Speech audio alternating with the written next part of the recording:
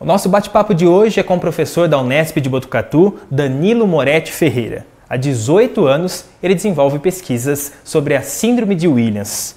Professor, eu queria que você me explicasse em primeiro lugar o que é a Síndrome de Williams. Bom, a Síndrome de Williams é uma das mais de 6.000 doenças genéticas que já foram descritas na espécie humana. Síndrome quer dizer conjunto de sinais. E Williams, porque o primeiro pesquisador que descreveu os sinais clínicos desta patologia foi o Dr. Williams, um neozelandês, no ano de 1961, e logo em seguida, em 1962, outro pesquisador alemão, o Dr. Barrow, também descreveu lá na Alemanha, independentemente um do outro. Então, por isso a síndrome é mais conhecida entre os geneticistas como Williams-Barrow, mas na sociedade mais como síndrome de Williams. Esta síndrome ela tem um componente genético, uma etiologia, uma causa, que é a perda de 27 genes de um fragmento cromossômico.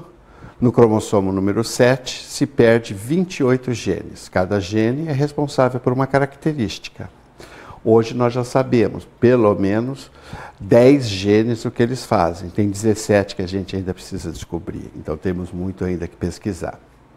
E as crianças com síndrome de Williams, elas têm várias características faciais, que quem conhece pela primeira vez uma criança com Williams, nunca mais se esquece, porque o faces é muito típico. Assim como a síndrome de Down, que foi descrita pelo Dr. John Livingston Down, que todo mundo reconhece só de ver na rua já uma criança com Down. O Williams, depois que você conheceu, ou seja, depois que nós abrimos o olho e você aprende, você vai ver em shoppings, em outros lugares, crianças com a síndrome de Williams, com as características faciais, que são, principalmente, nós vamos ter uma testa larga, nós vamos ter uns olhos afastados, uma bolsa debaixo do olho, como se ela tivesse acabado de acordar. As bochechas são proeminentes, elas vão ter o lábio inferior bastante grosso, uma boca grande, sempre sorrindo. Essas crianças são muito alegres, tá certo? Essa síndrome já chegou a ser chamada de a síndrome da simpatia, porque eles são extremamente alegres e felizes. Tem um queixo pequenininho, que nós chamamos de micrognatia, e alterações dentárias, principalmente espaçamento entre os dentes, que a gente chama de maloclusão dentária. Então o faces é bem característico. E o que chama muito atenção, principalmente depois da primeira infância, é que elas têm uma alteração comportamental, elas têm não só hiperatividade, como um déficit de atenção, mas elas têm também, elas são extremamente sociáveis, muito alegres. Então sempre elas chegam correndo, sorrindo, já querem sentar no seu colo, já querem bater papo com você, chamar a tua atenção, elas adoram chamar a atenção de adultos. Isso faz, elas não têm inibição, elas são completamente desinibidas. Então elas não têm aquele freio social quando conhecem uma pessoa. Elas são totalmente abertas, desinibidas. A déficit de atenção, a hiperatividade e também uma deficiência mental moderada, ou seja, elas têm um pouco de deficiência intelectual que você conseguir trabalhar, elas vão conseguir recuperar boa parte dessa alteração intelectual. Diante de todas essas características que o senhor passou agora para a gente, é difícil fazer o diagnóstico da síndrome de Williams? Como que ele é feito hoje no Brasil? Nós temos dois tipos de diagnóstico, o diagnóstico clínico e o diagnóstico laboratorial. O laboratório simplesmente é o subsídio para a suspeita clínica. Na primeira infância, chama atenção duas coisas. Primeiro, de cada 10 crianças que nascem com a síndrome de Williams, 6 vão nascer com uma grave cardiopatia, uma arteriopatia, que chama estenose ou de artéria superior ou de artéria pulmonar. E essa estenose, muitas vezes, tem que ir para a cirurgia. Ou seja, 60% dos pacientes que têm estenose, a chance deles terem Williams é muito grande. Então, hoje nós estamos difundindo entre os cardiologistas pediatras, nasceu uma criança com estenose aórtica, por favor, pedir o exame de diagnóstico laboratorial. Outro comportamento no primeiro ano de vida dessas crianças é que elas choram muito, choram muito, choram muito, choram muito. Elas podem chorar até 72 horas sem parar. E isso é uma característica que chama muita atenção. Os médicos não sabem do que se trata. Nós hoje já começamos a suspeitar que seja devido a uma hipercalcemia que elas têm, cólicas abdominais que levam elas a chorarem tanto. Isso só ocorre no primeiro ano.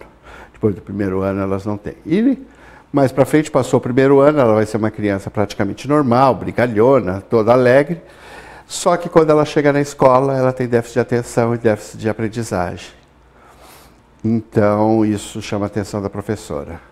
Então, as crianças acabam sendo diagnosticadas com 5, 6 anos, se não tem cardiopatia. Quando tem cardiopatia, no primeiro ano de vida. Sem cardiopatia, por volta de 5, 6 anos, que elas vão para a escola. Mas o diagnóstico costuma ser fácil para os médicos? Não, muito difícil, porque a criança, se o médico nunca viu uma criança com ilhas, ele não conhece essas características peculiares. Então, com isso, eles acabam achando que a criança não tem nada, que a mãe que está achando que o filho tem alguma coisa. Então, a gente tem históricos de mães que contam exatamente isso, que os médicos achavam que elas aqui tinham problema. Então, por exemplo, teve casos, como eu disse, a criança chorava sem parar 72 horas. O médico achava que a mãe batia na criança. Então, ela internou a criança e colocou uma enfermeira para vigiar a mãe. Porque ele tinha quase certeza que a mãe é que batia na criança, por isso que a criança não parava de chorar. Então, são coisas que chamam muita atenção, entendeu? O despreparo frente a essa situação, tá certo? O Instituto de Biociências aqui da Unesp de Botucatu tem um serviço de aconselhamento genético, do qual o senhor é responsável. Queria que o senhor explicasse brevemente para a gente como que é o papel, qual é o papel desse serviço. Esse serviço, diante da síndrome de Williams, quer dizer, além de eu ter elegido a síndrome de Williams como o meu objeto de pesquisa, nós aqui, ao fazermos a pesquisa, nós também, a primeira coisa que eu faço para dar o diagnóstico da síndrome laboratorial, porque eu só posso pesquisar se eu tiver certeza que é Williams, e para ter certeza eu tenho que fazer o diagnóstico laboratorial, que é o que os pais querem, porque esse exame não é coberto pelo SUS.